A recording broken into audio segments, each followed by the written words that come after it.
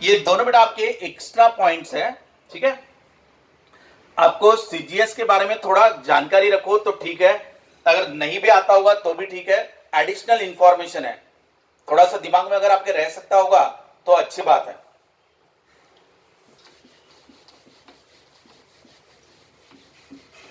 अब हम लोग न्यूमेरिकल्स ले लेंगे।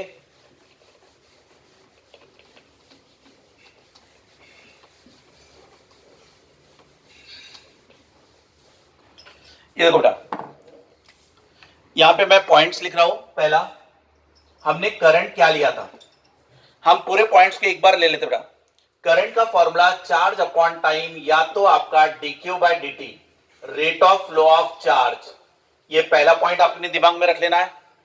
सेकंड, यानी 1 एम्पियर यानी क्या, 1 कूलम अपॉन 1 सेकंड। 1 एम्पियर का करंट यानी क्या, 1 कूलम का चार्ज पास हो रहा है 1 सेकंड के लिए, तो करंट हो गया 1 एम्पियर। पॉइंट नंबर 3, अगर बेटा दो वायर में से करंट पास हो रहा है, इक्वल करंट, उनको अगर 1 मीटर के डिस्टेंस पे रखा है, और ये अगर इनमें फोर्स ऑफ अट्रैक्शन या फोर्स ऑफ रिपल्शन जो है, फोर्स पर यूनिट लेंथ, वो अगर 2 इंटू 10⁻⁻7 न्यूटन पर मीटर आ रहा होगा, फोर्स पर यूनिट लेंथ, तो आप समझ जाने का कि इसमें का जो करंट है वो 1 एम्पियर का करंट है। दो वायर में से 1 एम्पियर का करंट जा रहा है, ऐसा आप कब कहोगे, जब उनके ऊपर इतना फोर्स एक्ट हो रहा होगा 2 इंटू 10⁻⁻7 न्यूटन पर मीटर, और उनके बीच में का डिस्टेंस होगा 1 मीटर, और इनमें करंट जा रहा होगा इक्वल, तो वो वाला करंट कहलाएगा 1 एम्पियर का। ये भी आपको ऑब्जेक्टिव में पूछ सकते हैं। पॉइंट नंबर 4, बेटा 1 एम्पियर का करंट, 1 एम्पियर का करंट यानी कितने इलेक्ट्रॉन फ्लो होते हैं, तो कितने इलेक्ट्रॉन फ्लो होते हैं, 6.28 इंटू 10⁻18 इलेक्ट्रॉन। ये भी याद रखना, 1 एम्पियर का करंट यानी कितने इलेक्ट्रॉन का फ्लो रहा, 6.28 इंटू 10⁻18 इलेक्ट्रॉन्स। बेटा नेक्स्ट, करंट जो है, करंट को डायरेक्शन होती है क्या, तो करंट को डायरेक्शन दिखाते हैं, लेकिन फिर भी ये क्या है, स्केलर क्वांटिटी। क्यों, क्योंकि ये जनरल अलजेब्रिक रूल्स को फॉलो करता है। पॉइंट नंबर 6, बेटा करंट की डायरेक्शन बोले तो क्या, करंट की डायरेक्शन यानी पॉजिटिव की डायरेक्शन। क्लियर, यानी अगर आपका पॉजिटिव ऐसे जा रहा है तो आपका करंट ऐसे ही जा रहा है, ये पॉजिटिव की वेलोसिटी, ये करंट की। लेकिन करंट की डायरेक्शन इलेक्ट्रॉन के फ्लो के डायरेक्शन के अपोजिट में होता है। So current is opposite to the direction of flow of electrons. Electron इधर जा रहा है तो करंट इधर जा रहा है, यहां पे करंट इधर जा रहा है तो पॉजिटिव भी इधर जा रहा है, यानी पॉजिटिव की डायरेक्शन यानी करंट की डायरेक्शन। ये पॉइंट याद रख लेना है। नेक्स्ट पॉइंट नंबर 7, करंट किन किन में से फ्लो होता, सॉलिड में से भी होता है, लिक्विड में से भी फ्लो होगा, और गैस में से भी फ्लो होगा। मेटल में से यानी सॉलिड में से करंट फ्लो होता है due to free electrons, liquid में से होता है ड्यू टू आयंस, और गैस में से होता है due to positive and negative ions both. Clear. उसके बाद सीजीएस यूनिट के दो टाइप है, एक आपका स्टैट कूलम यानी एक इलेक्ट्रोस्टैटिक यूनिट, और एक इलेक्ट्रोमैग्नेटिक यूनिट। इलेक्ट्रोमैग्नेटिक यूनिट में आ रहा है तो 1/10 आ रहा था, और अगर स्टैट कूलम या स्टैट एम्पियर का आ रहा है तो 3 इंटू 10⁻9 है। ठीक है। इसके बाद अब एक न्यूमेरिकल लेते बेटा, इतने पॉइंट्स आप याद रख लोगे। हाँ, और एक न्यूमेरिकल वाला पॉइंट था जिसमें हमने दो फॉर्मूले और लिए थे। देखो बेटा पॉइंट नंबर 8, अगर एटम लिया, अगर आपको इसकी एंगुलर वेलोसिटी पता है तो आप करंट निकालो। So find the current in terms of angular velocity. Current यानी क्या होता है अपना, चार्ज अपॉन टाइम। चार्ज को क्या लिखते हैं हम लोग, एनी। ठीक है, और टाइम के लिए क्या लिख सकते हैं, 2π अपॉन ओमेगा। टाइम यानी क्या, 2π अपॉन ओमेगा। यहां पे एक ही इलेक्ट्रॉन है इसलिए n इक्वल टू 1, तो ये हो जाएगा e ओमेगा डिवाइडेड बाय 2π। ये आपका करंट का नेक्स्ट फॉर्मूला। ओमेगा की जगह पे क्या रख सकते हैं, v बाय आर। ओमेगा जो होता है वो v अपॉन आर होता है। सो इसकी जगह पे ये रख दो। सो करंट क्या मिल जाएगा आपको, करंट इक्वल टू ओमेगा की जगह v बाय आर, तो E V divided by 2 pi R. So ये नेक्स्ट ऑब्जेक्टिव। अब आपको बेटा ऑब्जेक्टिव में ये भी पूछ सकते हैं, ये भी आ सकता ऑप्शन में, ये भी पूछा जा सकता, ये भी पूछा जा सकता, ये भी पूछा जा सकता। और एक पॉइंट बचा हमारा dimension. Current is a fundamental quantity. So current का डायमेंशन क्या रहता, ए बेसिक है वो। चार्ज का क्या रहेगा, करंट इंटू टाइम। चार्ज यानी क्या, करंट इंटू टाइम। तो यानी ए इंटू टी, ये उसका डायमेंशन। क्लियर बेटा, करंट का डायमेंशन क्या लिया, ए। चार्ज यानी क्या आपका, करंट इंटू टाइम, तो ए इंटू टी, ये उसका डायमेंशन हो गया। इस तरीके से आपको पूरे डायमेंशन पता रहना जरूरी है।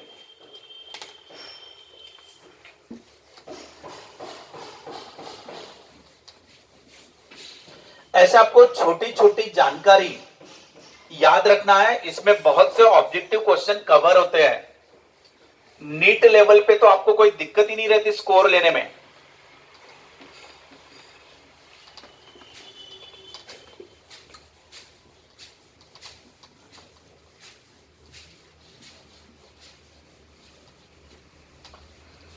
चलो बेटा नेक्स्ट लेते हैं कि एक मेटल है, इस मेटल में से करंट पास हो रहा है, करंट इक्वल टू 200, करंट आपको दिया हुआ है 200 मिली एम्पियर। एक मेटल है जिसमें से करंट पास हो रहा है 200 मिली एम्पियर का। तो 1 मिनट के लिए आप उसको अलाउ कर रहे हो, करंट आपका 1 मिनट के लिए फ्लो हो रहा है। तो find the number of electrons flows. आपको ये बताना है बेटा कि ये मेटल में से कितने इलेक्ट्रॉन फ्लो हुए 1 मिनट में, अगर करंट जा रहा है 200 मिली एम्पियर का। तो बेटा करंट का फॉर्मूला क्या, current is rate of flow of charge dq by dt या तो q बाय t। चार्ज क्या होता है, n इंटू ई अपॉन टी। या आपको इतना स्टेप्स तो तुरंत आ जाना चाहिए। तो n इक्वल टू कितना आ गया बेटा, n इक्वल टू ये हो गया current into time, current into time divided bye, ये हो जाएगा आपका n। n नहीं बेटा सॉरी, यहां पे ये है ना, ये आ जाएगा, ये देखो आप, करंट यानी N E divided by T. तो n इक्वल टू क्या हो जाएगा, current into time divided by E, current into time divided by E.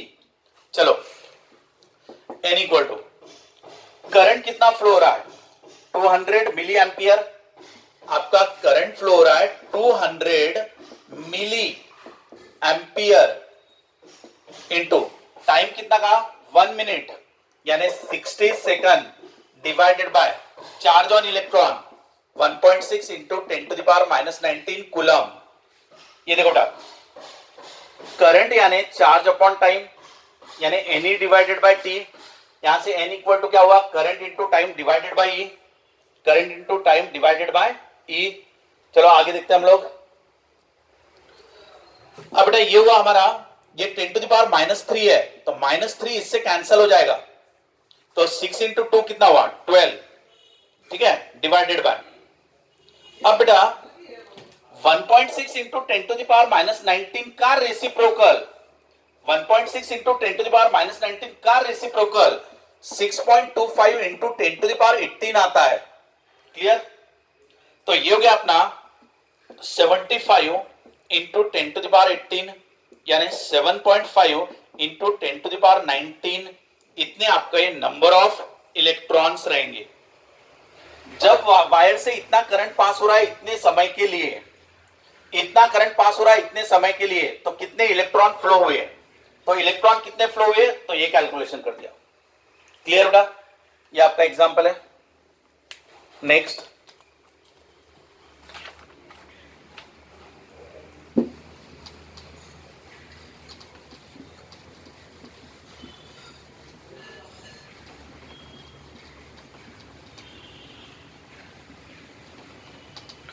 Next example में आपको CuSO4 दिया है, Cu डबल पॉजिटिव SO4 और डबल निगेटिव। यहां पे 2 इलेक्ट्रोड है और ये इलेक्ट्रोलाइटिक सॉल्यूशन है। यहां बैटरी का निगेटिव पॉजिटिव लगाया हुआ है, माइनस प्लस। तो बेटा निगेटिव आयन जाएगा पॉजिटिव की तरफ और पॉजिटिव आयन जाएगा निगेटिव की तरफ, करंट फ्लो होगा। इलेक्ट्रोलाइट में करंट फ्लो हो रहा है ड्यू टू आयंस। अब बेटा इसमें number of copper ions flow निकालना है आपको, ठीक है। टाइम दिया है 10 सेकंड, 10 सेकंड का करंट जा रहा है 0.5 एम्पियर का, 0.5 एम्पियर का करंट फ्लो हो रहा है।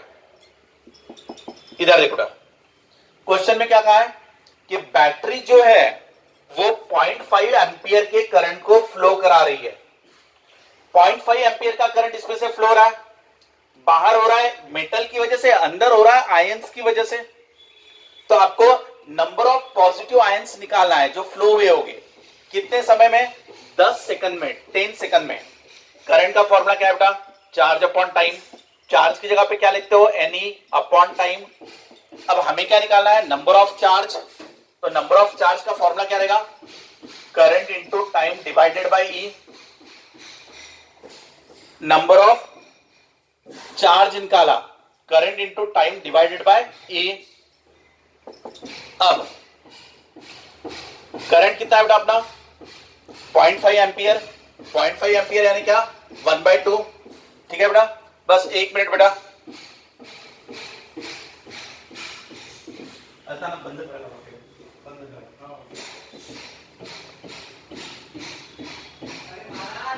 करंट यानी क्या हुआ?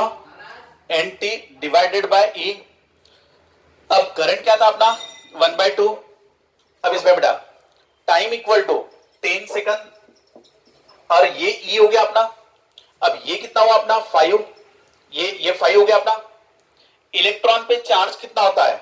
1.6 इंटू 10⁻⁻19। उसका रेसिप्रोकल ले लो।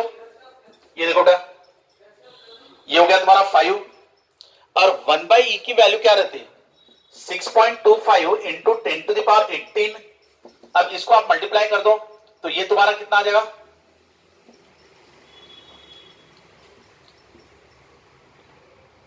31.25 इंटू 10⁻18 यानी 3.125 इंटू 10⁻19। ये क्या हो गया बेटा? Number of charge. अब इसके बाद लेकिन हमें क्या निकालना था? इतने तो हमारे चार्ज हुए, लेकिन हमें निकालना था सीयू डबल पॉजिटिव कितने हुए। तो बेटा एक सीयू डबल पॉजिटिव यानी 2 चार्ज। एक सीयू का कहने का मतलब 2 चार्ज हो रहे, तो हमारे पास तो इतने चार्ज है, तो सीयू कितने होंगे? आधा। जितने चार्ज रहेंगे उसके आधे रहेंगे सीयू एटम। जैसे चार्ज कितने हैं? 2, तो सीयू के एटम कितने हैं? आधे। तो ये इतने चार्ज हमारे पास है तो इसके आधे रहेंगे अपने पास C U atoms. So number of C U atom ये इसके आधे हो जाएंगे, यानी 3.125 इंटू 10⁻19 उसका आधा। ये आपका आंसर रहेगा बेटा, नंबर ऑफ सीयू पॉजिटिव। और एक क्वेश्चन है, देख लेते हैं।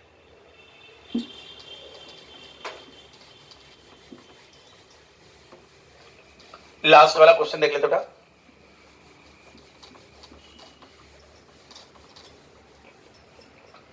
How many electrons flow through the filament of a 120 volt 60 watt electric lamp in 1 second? तो ये आपको इलेक्ट्रिक लैंप दिया हुआ है, ये फिलामेंट है आपकी, इसको सप्लाई लगा हुआ है बेटा। 120 वोल्ट का सप्लाई दिया हुआ है, ठीक है। और ये power of the bulb is 60 watt, 60 watt का बल्ब है। तो आपको निकालना है how many electrons flow through the filament in 1 second. Time equal to 1 second. इसमें कितने नंबर ऑफ इलेक्ट्रॉन्स फ्लो हुए वो बताना है। सो बेटा power consumed in the resistor, power का फॉर्मूला V इंटू आई रहता है, पावर का फॉर्मूला I²R रहता है, पावर का फॉर्मूला V²/R रहता है। ये आपको पता रहना चाहिए। पावर कंज्यूम्ड इन रेजिस्टर या फिलामेंट या पावर कंज्यूम्ड इन मेटल, उसका फॉर्मूला रहता है पोटेंशियल इंटू करंट, या तो I²R या तो V²/R। अब बेटा पावर कंज्यूम हमें दिया है कितना? 60 वैट पर सेकंड, जूल पर सेकंड है वो। उसके बाद V की वैल्यू दी है 120, इनटू करंट ले लेते, ये वाला फॉर्मूला यूज किया मैंने। सो पावर दिया है 60 वैट, पोटेंशियल दिया है 120, करंट हमें निकालना है, तो करंट इक्वल टू कितना आ गया बेटा, ये 1/2 ऐसा गया, 1/2 एम्पियर। ये करंट हो गया हमारा। करंट यानी क्या रहता, चार्ज अपॉन टाइम, यानी एन डिवाइडेड बाई टी। ठीक है बेटा, तो यहां से मुझे क्या निकालना है, एन। करंट कितना है हमारा 0.5, 1/2 बोले तो 0.5 यानी 1/2। 1 second, time equal to 1 second, N into E, और ये 1 सेकंड हो गया। तो मुझे अगर एन निकालना है तो एन इक्वल टू कितना आ जाएगा बेटा, ये हो गया 1/2, और ये ई नीचे चला जाएगा ऐसा। 1/e की वैल्यू 6.25 इंटू 10⁻18 डिवाइडेड बाय 2 ऐसा आ जाएगा, यानी ये हो गया तुम्हारा 3.125 इंटू 10⁻18। इतने इलेक्ट्रॉन्स रहेंगे बेटा। ठीक है बेटा, इलेक्ट्रॉन का और करंट का पूरा नॉलेज रखने के लिए आपको ये सभी चीजें पढ़नी पड़ेगी।